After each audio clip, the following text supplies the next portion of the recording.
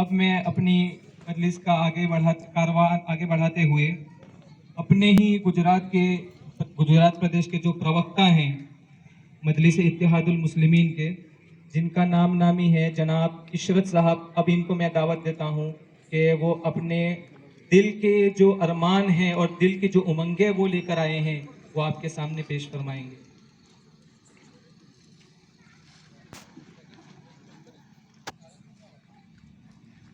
शुरू अल्लाह के नाम से जो बड़ा मेहरबान निहायत रहम करने वाला है।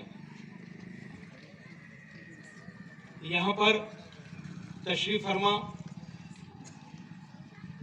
मेरे तमाम बुजुर्गों, दोस्तों, यहाँ के तमाम जिम्मेदारान, ज़ैनुद्दीन सैयद साहब, रफीक मेमर साहब और गुजरात प्रदेश के महामंत्री जनाब रफीक वोरा साहब, प्रभारी यूनुस बिसोरा साहब, युवा प्रमुख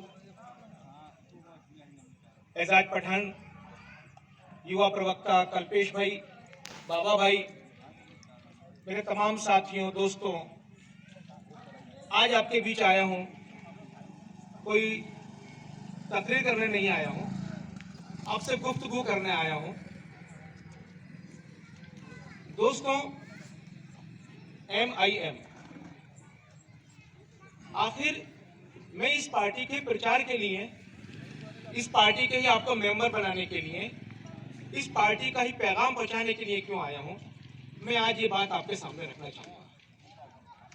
दोस्तों, जब आप मार्केट जाते हैं और आपको कुछ खरीदना होता है तो आप देखते हैं कि ये कौन से ब्रांड की है, इसकी कीमत क्या है, ये कितनी मजबूत है, कितनी टिकाऊ है, कितनी कंफर्टेबल है, ये तमाम चीजें देखते हैं। उसके बाद उसको खरीदते हैं। एक छोटी सी चीज होती है, लेकिन जब आप वोट देने जाते हैं तो आप ये नहीं देखते कौन सी पार्टी को वोट देने जा रहे हैं।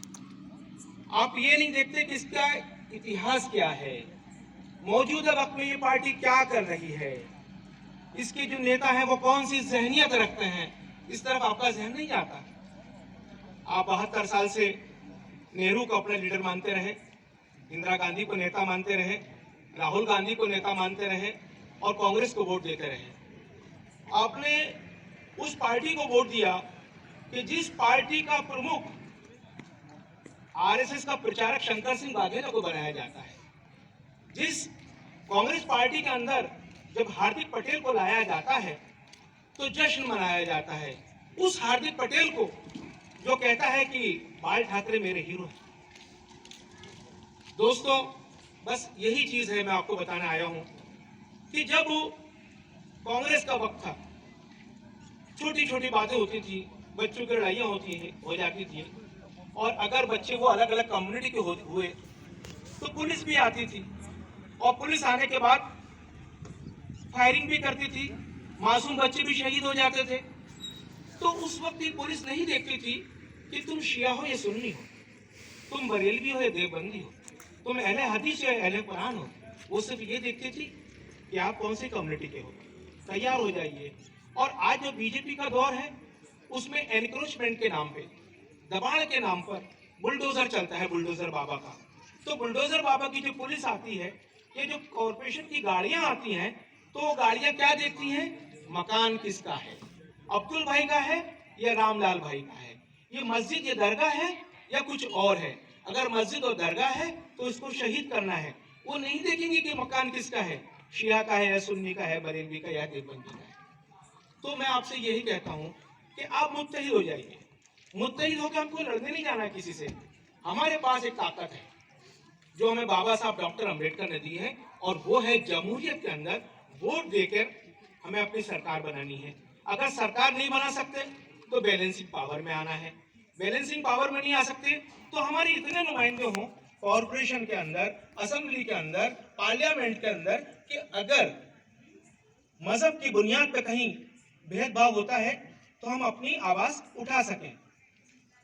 आपने देखा NRC का मसला आया, CAA का मसला आया, ट्रिपल तलाक का मसला आया, और भी बहुत से मसाइल आए, 370 आए। हमारे जो कांग्रेस के कुछ लोग थे वो वॉकआउट कर गए। हमारी जो बीएसपी की लीडर थी, जिनको मुसलमानों ने वोट देकर कभी चीफ मिनिस्टर बनाया था, वो वॉकआउट कर गए। अखिलेश यादव खामोश हो गए, केजरीवाल गूंगे बन गए, नीतीश कुमार बीजेपी से मिल गए। हमारा हमेशा शोषण होता रहा, इस्तेसाल होता रहा। तो मैं ये चाहता हूं कि आप मुत्तहिद हो, मुत्तहिद होकर जब आप वोट देंगे, आपके वोट की ताकत बनेगी, आपकी ताकत बनेगी, आपके लीडर की ताकत बनेगी और आपकी पार्टी की ताकत बनेगी। और जब वो ताकत बन जाएगी तो हम अपनी बात मनवा सकते हैं, भले ही हम सरकार में हो या ना हो। दोस्तों, 125 साल से आरएसएस एक ख्वाब लेके चली है, मुस्लिम मुक्त भारत का। दलित, क्रिश्चियन और मुसलमान उनके टारगेट रहे हैं। उनके साथ किस तरह से उनको दूसरे दर्जे का, तीसरे दर्जे का बाशिंदा बनाया जाए, ये आरएसएस करती चली आ रही है। और वो नहीं चाहती कि हिंदुस्तान के अंदर सेकुलरिज्म रहे। वो इस सेकुलर, इस अमन पसंद हिंदुस्तान को नेस्ता नाबूद करके उसके मलबे पर एक ऐसे हिंदुस्तान की बुनियाद रखनी चाहती है जहां सेकुलरिज्म ना हो, जहां अदलो इंसाफ ना हो, जहां अजान ना सुनाई दे। ये बात मैंने पिछले साल भी कही थी, मैं यहाँ पर आया था महसाणा, और आज वो बात साबित भी हो रही है। अजानों पर पाबंदी लगाई जा रही है कि साहब अजान से पोल्यूशन फैलता है, अजान से नींद डिस्टर्ब हो जाती है। हजारों साल से अजान हो रही है, हजारों साल से मंदिर की घंटियां बज रही हैं, किसी को परेशानी नहीं थी। रात रात भर म्यूजिक के प्रोग्राम्स होते हैं, कोई प्रॉब्लम नहीं है। बैंड बाजी से बारात निकलती है, कोई प्रॉब्लम नहीं है। अजान से प्रॉब्लम हो रही है। इसके बाद ऐसा हिंदुस्तान बनाया जा रहा है कि जहां हिंदू मुसलमानों के बीच में नफरत फैल जाए और उस नफरत का फायदा पॉलिटिकल पार्टी उठाए। इस नफरत के चूल्हे पर ऐसी सियासत की रोटियां पकाई जाए जो बीजेपी पका रही है। आपने देखा कि पुराने वक्त में मैंने देखा था कि रामनवमी का जुलूस निकलता था, जन्माष्टमी का जुलूस निकलता था। वो राम और कृष्ण को याद करते हुए गीत गाते हुए निकल जाते थे। वो गीत भी होते थे कि हे रोम रोम में बसने वाले राम, जगत के स्वामी है अंतर्यामी, मैं तुझसे क्या मांगू। मुसलमानों को कोई ऑब्जेक्शन नहीं होता था।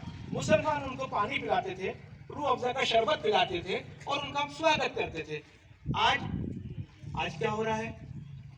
नमाज का वक्त है, नमाजी हैं, रोजगार हैं, रोजा खोल के इबादत के लिए जा रहे हैं और वहां पे डीजे बज रहा है, गाने हो रहे हैं उसमें कि जब मुल्ले काटे जाएंगे, राम राम चिल्लाएंगे, भगवा फहराया जा रहा मस्जिद की मीनारों पे चढ़कर। ये सब क्या है? ये सिर्फ यही है कि किसी वजह से, किसी भी तरह से मुसलमान जो है प्रोवोक हो जाए, उत्तेजित हो जाए, रूट पे आ जाए। मैं सलाम करता हूं मुसलमानों को जो बहुत ही सुकून के साथ कोई रिएक्शन नहीं दे रहे हैं और जो कानूनी कार्रवाई है, जो पुलिस की कार्रवाई होती है, अदालतों की कार्रवाई हो रही है, वहीं जा रहे हैं। तो ये तमाम चीजें इसलिए हैं कि हिंदू मुसलमानों के बीच की खाई बढ़ा दी जाए। अब आप जब मस्जिद की बात करेंगे तो आपके पास जुम्मन आएंगे, जुम्मन तरह तरह की बातें करेंगे, आपको भड़काएंगे। जुम्मन कहेंगे ये तो हैदराबाद के रहने वाले हैं, ओवैसी साहब आप इनकी पार्टी को वोट क्यों दे रहे हैं? तो आप उनसे सवाल कीजिएगा कि नरेंद्र मोदी तो गुजरात के रहने वाले हैं, बनारस से जाके क्यों इलेक्शन लड़ रहे हैं? राहुल गांधी तो यूपी दिल्ली में रहते हैं, केरला से जाके क्यों इलेक्शन लड़ रहे हैं? फिर कहेंगे अरे साहब उन्होंने क्या कर लिया, यूपी में कितनी सीट आई? मेरे भाई कांग्रेस की कितनी सीट आई? कांग्रेस की तो एक सीट आई है, जो इतनी पुरानी पार्टी है कि जिसकी बुनियाद भी एक अंग्रेज ने रखी थी, A.O. ह्यूम ने। इसकी बुनियाद किसी पंडित जी ने नहीं रखी है, किसी हिंदुस्तानी ने नहीं रखी है, A.O. ह्यूम ने रखी थी। आज उस पार्टी की पोजीशन क्या हो गई? मुसलमानों ने उसको वोट दिया, मुसलमानों का शोषण हुआ, दंगे हुए, फसाद हुए। जो मुसलमान 35% था इस मुल्क को आजाद होने से पहले सरकारी नौकरी में, आज वो 2% हो गया, लेकिन मुसलमान वोट देते रहे। ऑप्शन नहीं था, जैसी ऑप्शन मिला यूपी के अंदर मायावती और मुलायम सिंह आ गए, बिहार में ऑप्शन मिला तो लालू और नीतीश आ गए, दिल्ली में ऑप्शन मिला तो केजरीवाल आ गए, और इंशाल्लाह गुजरात में ऑप्शन मिलेगा तो मीम भी आएगी। थोड़ा इंतजार कीजिए, थोड़ा इंतजार कीजिए। आज बहुत बड़ी बड़ी बातें कर रहे हैं।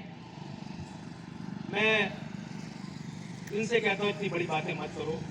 1000 साल हुकूमत की हमने, और हुकूमत इसलिए की है क्योंकि जो मुस्लिम बादशाह थे अदल इंसाफ से चलते थे।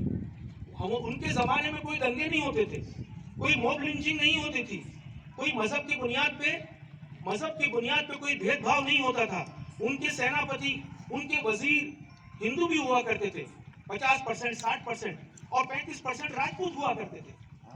यानी कि शिवाजी के जो सेनापति थे वो मुसलमान हुआ करते थे, राणा प्रताप के जो सेनापति थे वो मुसलमान हुआ करते थे, बहादुर ये अकबर के जो सेनापति थे मान सिंह वो मुसलमान हुआ करते थे, औरंगजेब के जमाने में टोडर मल्ल दुनिया भर के राजपूत थे।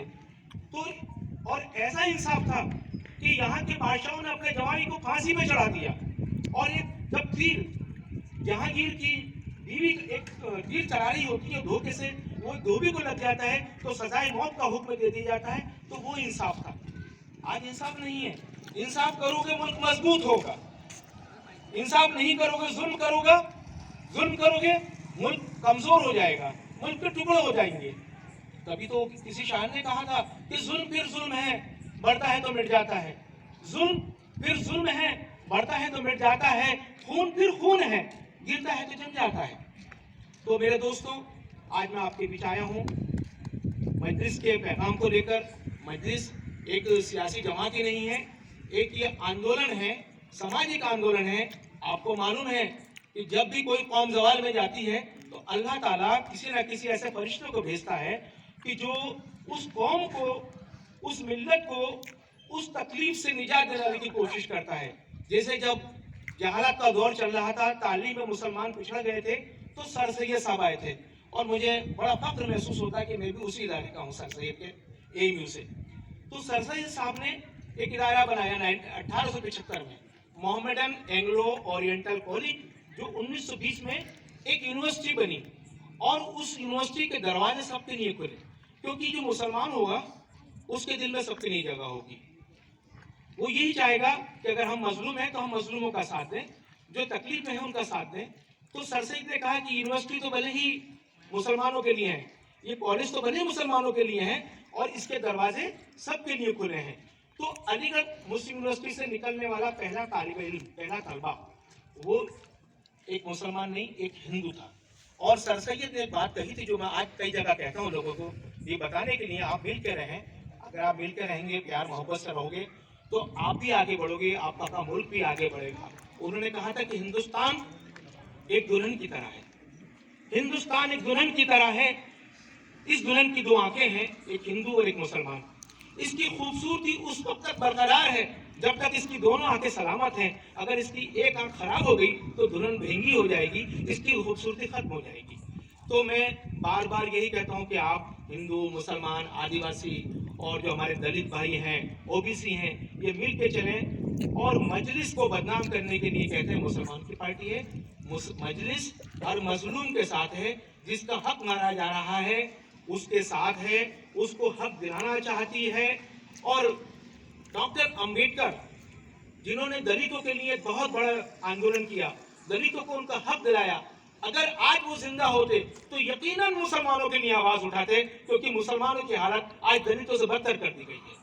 मैं ज्यादा कुछ नहीं कहूंगा, सिर्फ यही कहूंगा कि आप जाइए अपने दोस्तों के बीच, अपने रिश्तेदारों के बीच, अपने गांव के बीच, और बताइए कि एक ऐसा कायद आया है कि जो बैरिस्टर भी है और मस्जिद में इमामत भी कर सकता है, जो ईमानदार भी है, एक नेक नियत भी है। और जब एक डेलीगेशन पहुंचा था ओवैसी साहब के पास कि सर आप पे इल्जाम लग रहा है कि आप बीजेपी के एजेंट हैं, आप बीजेपी के दलाल हैं, तो उन्होंने कहा कि जो इल्जाम लगा रहे हैं उनको मेरे पास ले आइए, मैं अपने खर्च से उनको उम्रा करने ले जाऊंगा, और खाने काबा की जाली पकड़ के वो भी कसम खा ले और मैं भी कसम खाऊंगा। इसके बाद कोई गुंजाइश बचती है? अगर आप इसके बाद भी नहीं पहचान सकते आपका अपना कौन है और पराया कौन है, तो मैं क्या कहूँ, सिर्फ अफसोस कर सकता हूँ। मैं आपको फिर यकीन दिलाता हूँ, मैं बहुत छोटी उम्र में सियासत से जुड़ गया था। सियासत मेरे लिए कोई रोजगार का जरिया नहीं है, मेरी दाल रोटी मेरी सर्विस से चलती है। सियासत से हम एक निज़ाम बदल सकते हैं जमहूरियत में। हमारे कुछ लोग होंगे कॉरपोरेशन में, ग्राम पंचायत में, असेंबली में, पार्लियामेंट में, तो हम अपनी बात गवर्नमेंट के ऑफिस में पुलिस में रख सकते हैं। तो इसलिए मैं ये कहता हूं कि आप लोग सियासत में आइए। सियासत अच्छी चीज है, बुरी चीज नहीं है। जैसे पैसा होता है, उसके दो पहलू होते हैं। आप उसका अच्छा इस्तेमाल भी कर सकते हैं, गलत भी कर सकते हैं। आपके पास इक़्तिदार है, सत्ता है, उसका सही इस्तेमाल भी कर सकते हैं, गलत भी कर सकते हैं। आपके पास ताकत है, किसी पे जुल्म भी कर सकते हो, किसी की हिफाजत भी कर सकते हो। इसी तरह से सियासत में आप अच्छा काम भी कर सकते हो। तो आइए सियासत की तरफ आइए। अगर आप जैसे नेक लोग नहीं आएंगे, एजुकेटेड लोग नहीं आएंगे, तो इसका मतलब आप रास्ता क्लियर कर रहे हैं गुंडों के लिए, मवालियों के लिए। जो पेशेवर सियासतदान हैं उनके लिए रास्ता साफ कर रहे हैं। तो आप ये कह के नहीं साहब सियासत गंदी चीज है, आप हट जाएं, इसको कहते हैं हिंदी में पलायनवाद। ये चीज नहीं होने चाहिए। आप आइए मस्जिद से। और मैं इस शेर के साथ अपनी बात खत्म करूंगा।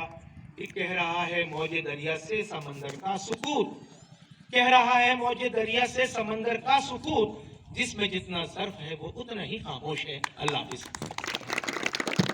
दोस्तों, ये थे AIMIM के गुजरात प्रवक्ता जनाब